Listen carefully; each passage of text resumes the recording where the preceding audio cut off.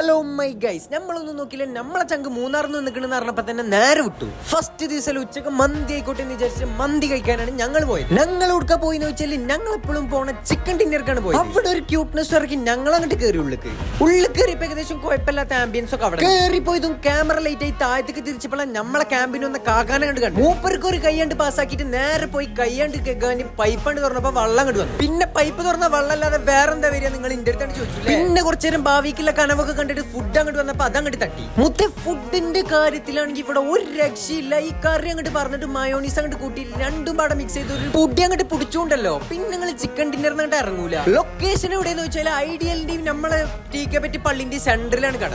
ഇതാണ് അവിടുത്തെ മച്ചാൻ. ഇവ ഒരു രക്ഷയില്ല. ചെക്കൻ നൈസ് സ്വഭാവമാണ്. പിന്നെ അവിടുത്തെ ജിപേയിൽ പൈസ അങ്ങോട്ട് കൊടുത്തിട്ട് നമ്മൾ അങ്ങോട്ട് ഇറങ്ങി. പിന്നെ ഗൈസ്, ഞാൻ എന്തെങ്കിലും കണ്ടന്റ് വെറൈറ്റി ആയിട്ട് ചെയ്യണം നിങ്ങൾക്ക് തോന്നുകയാണെങ്കിൽ അത് എന്ത് കണ്ടന്റ് ആണെങ്കിലും കമന്റിൽ മെൻഷൻ ചെയ്തോളൂ. ഞാൻ പറ്റുകയാണെങ്കിൽ ചെയ്യാൻ നോക്കാം. ബാക്കി നാളെ.